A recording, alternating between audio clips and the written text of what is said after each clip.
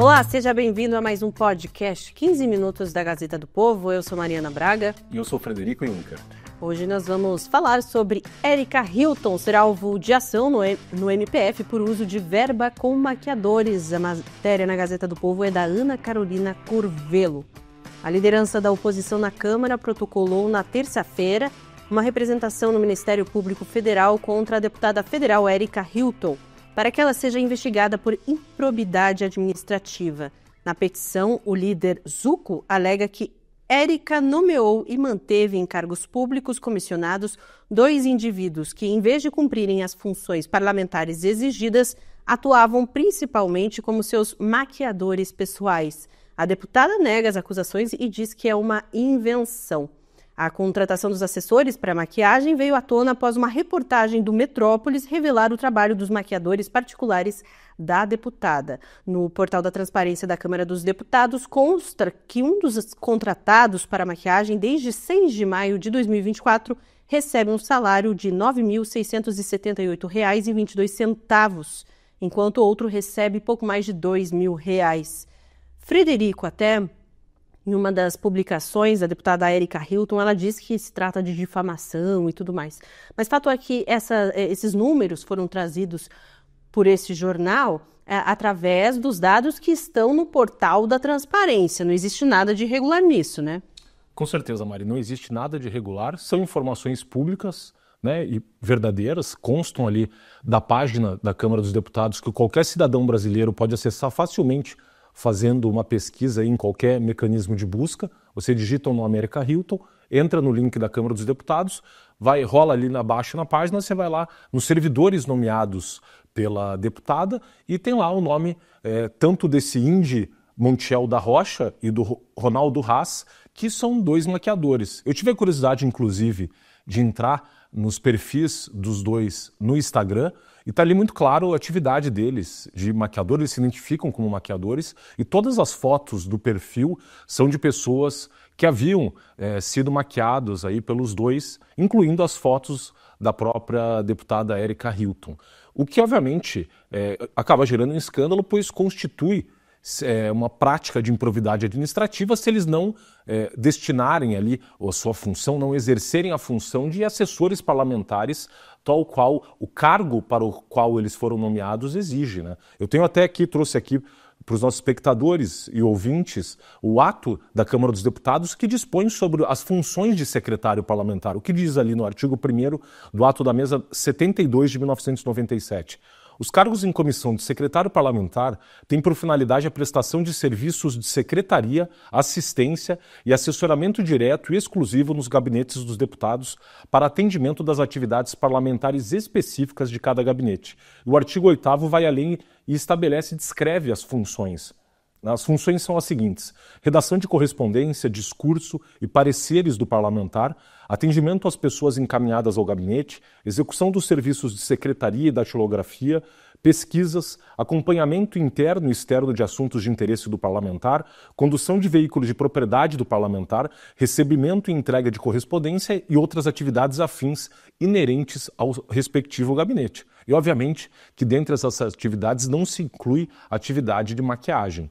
Então, de fato, a oposição fez uma denúncia agora contra a deputada, foi encaminhada tanto ao Conselho de Ética da Câmara dos Deputados para apurar eventual quebra de decoro parlamentar, mas também ao próprio Ministério Público Federal, que poderá eventualmente ingressar com uma ação de improbidade administrativa. Porque todo gestor público, e o deputado na gestão do seu gabinete é também um agente público, está exercendo ali uma atividade administrativa, o artigo 37 da Constituição Brasileira, ele enuncia os princípios que regem a atividade da administração pública. E são 5. É o princípio da legalidade, o princípio da impessoalidade, que obriga, por exemplo, que os servidores públicos por ela nomeados exerçam de fato funções públicas e não qualquer tipo de serviço, como o serviço de maquiagem, para fins particulares.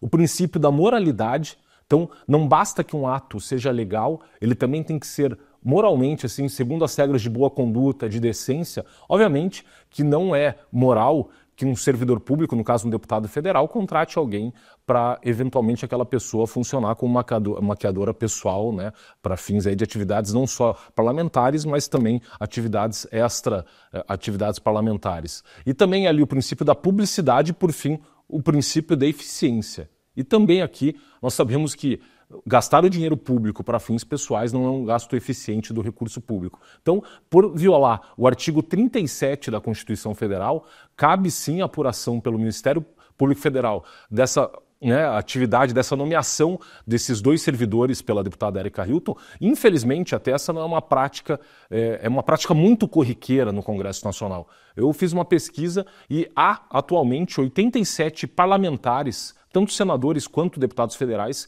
que respondem a algum tipo de ação de improbidade hoje no Congresso Nacional. Aqui tem exemplos, em alguns casos que ficaram famosos. O deputado federal Celso Russomano, do estado de São Paulo, que respondeu uma ação de improbidade, pois havia nomeado uma funcionária de uma produtora de vídeos que ele tinha para exercer funções do gabinete, mas ela ficava dedicada exclusivamente à sua produtora, à sua empresa privada, e ele acabou respondendo uma ação criminal. Ele foi absolvido pelo crime de peculato, mas foi condenado pelo ato de improbidade administrativa.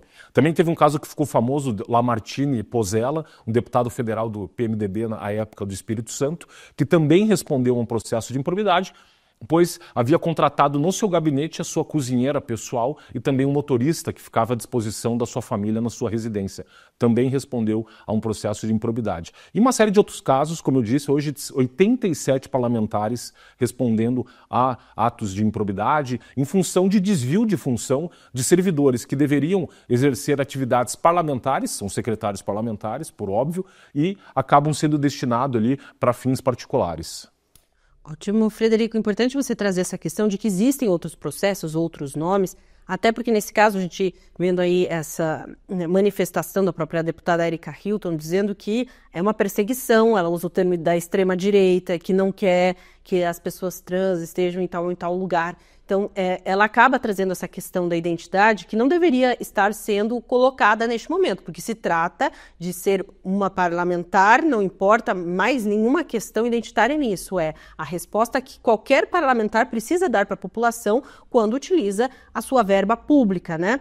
Inclusive, a gente tem uma publicação na internet da Nini Borg, conhecida assim no Instagram. Ela fez comentário em relação a uma publicação sobre esse assunto e ela diz assim, entre outras coisas que ela questiona, ela diz: se está sendo vítima de difamação, por que não processa o rapaz que trouxe a denúncia? Ah, claro, porque o rapaz não fez nada além de printar a página do portal da transparência.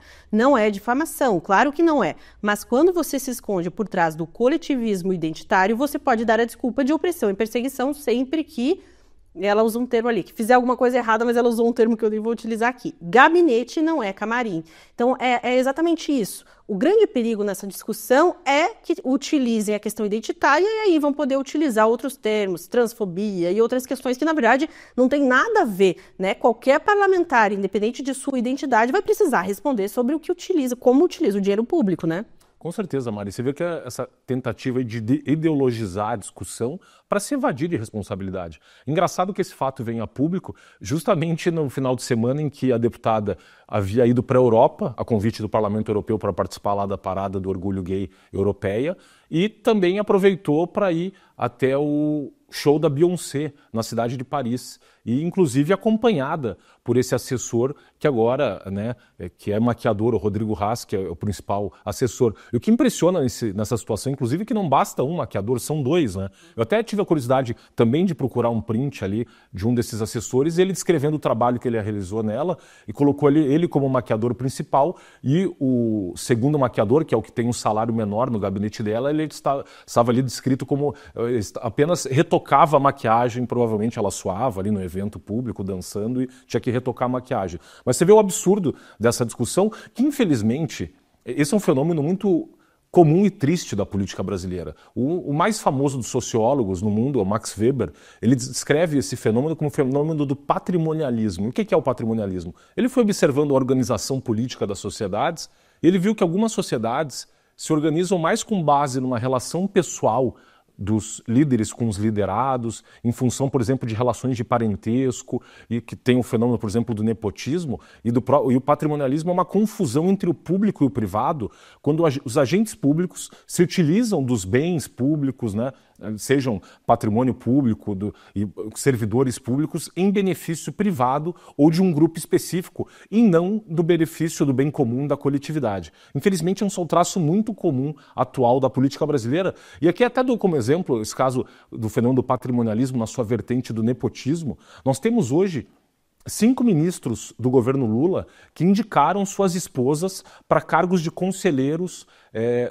dos tribunais de contas dos seus respectivos estados. Para quem não sabe, os tribunais de contas, eles são órgãos auxiliares do poder legislativo que têm justamente a função de fiscalizar os gastos públicos e se os gastos públicos estão ou não em conformidade com aqueles princípios que eu falei no começo da administração pública, a legalidade, a impessoalidade, a eficiência, a moralidade e a publicidade. Aqui o exemplo, a Aline Peixoto, esposa do Rui Costa, é atual ministro da Casa Civil do governo Lula e ex-governador da Bahia, ela foi indicada para o cargo de conselheira do Tribunal de Contas da Bahia com um salário de R$35 mil, e o cargo vitalício, ou seja, só se aposenta com 75 anos de idade. Nós temos o caso também da Onélia Santana, que é a esposa do Camilo Santana, atual ministro da Educação do governo Lula e ex-governador do Ceará, foi indicada também para o Tribunal de Contas do Estado do Ceará com um salário de R$40 mil. A Regiane Dias, que foi indicada para o conselheiro do Tribunal de Contas do Estado do Piauí, ela é esposa do Wellington Dias, que é o ministro do Desenvolvimento Social do governo Lula e ex-governador do Piauí, um salário de R$38 mil. A Renata Calheiros, que é esposa também do Renan Filho, que é o filho do Renan Calheiros, senador, é o atual ministro dos Transportes do governo Lula e ex-governador de Alagoas com salário de R$35 mil. E por fim, a Marília Góes, que foi indicada conselheira do Tribunal de Contas do Estado do Amapá, salário de R$40 mil. Ela é esposa do Valder Góes, que é o ministro do Desenvolvimento Regional do governo Lula e ex-governador do Amapá. Infelizmente, você vê essa malversação dos recursos públicos ou a utilização do aparato estatal em benefício de famílias, né? E essa relação do nepotismo, esses 5 casos aqui desses ministros que indicaram as suas esposas, justamente para os órgãos que têm por atribuição fiscalizar o dispêndio aí dos recursos públicos. Então, infelizmente, você vê esse caso da deputada Erica Hilton, mas querendo se esconder aí atrás de uma pauta identitária, né, para se evadir da sua responsabilidade, mas o que se questiona é se de fato esses servidores que ela nomeou, que são maquiadores por profissão, se eles de fato estão exercendo atividades parlamentares, como obviamente obriga a lei, e os próprios princípios do artigo 37 da Constituição, ou se ela os contratou para prestar esses serviços privados aí de maquiagem e em que ela é acompanhada em uma série de eventos aí por esses maquiadores, e aí ficaria caracterizado o ato de improbidade administrativa, e aí ela tem que ser responsabilizada como todo e qualquer gestor público no Brasil que está submetido a esse regime de responsabilidade, uma vez que nós sabemos que as atividades públicas são regidas pela Constituição e pelas leis, e ela não pode querer se evadir com base aí, invocando essa questão identitária. Ótimo. Inclusive, a gente falando ainda da deputada Erica Hilton, acho que é importante a gente tratar também assim, sobre a responsabilidade com a informação também que se dá, né? A gente vê um grande movimento contra as fake news e tudo mais, mas a deputada cometeu um deslize recentemente também em relação ao aumento, né, da tarifa da energia elétrica, culpando aí, dizendo que seria culpa da extrema-direita, ela novamente utilizando esse termo, esse aumento seria culpa então dos parlamentares da extrema-direita, segundo ela, mas os fatos apontam, a realidade aponta para outra situação. Na verdade, 92% dos parlamentares da base do governo Lula é que votaram a favor desse aumento. Pois é, Mari, a gente teve esse caso que você relatou de vetos de uma lei que havia sido vetada pelo presidente Lula. Esses vetos foram derrubados pelo Congresso e a maior parte dos deputados que derrubou esse veto eram de deputados da base do governo. E a deputada, sabendo que essa medida implicaria um aumento da conta de luz para todos os brasileiros da ordem de 3,5%, ela acusou que, olha, os deputados da oposição da extrema-direita que teriam votado, né, para aumentar a conta de luz dos brasileiros, e faltando com a verdade. Se você pegar ali a lista dos deputados que derrubaram o veto, a maior parte desses deputados era da base aliada do governo Lula, ou do próprio PT, inclusive, ou de partidos que tem cargos ministeriais ali na esplanada dos ministérios. E você vê que geralmente ela usa essa cartada quando perde a razão, não tem, em vez de fato debater e rebater o mérito das acusações feitas, tenta de alguma forma deslegitimar os seus adversários, no sentido de escapar do enfrentamento dos fatos que estão sendo discutidos, como esse caso agora da maquiagem, em que em vez de ela expor ali, se de fato esses servidores, ela tiver prova de que eles exercem as suas atividades parlamentares, tal qual demanda a lei, ela exponha isso para o público, mas não, ela preferiu descredibilizar ali as pessoas, inclusive um advogado que havia feito a primeira publicação na rede social X, o antigo Twitter, e invocou ali um batalhão de pessoas para atacar esse advogado, simplesmente porque ele trouxe a público essas informações públicas e verdadeiras. Ótimo, Frederico, muito obrigada pela companhia. Amanhã tem mais 15 minutos da Gazeta do Povo. A gente espera você.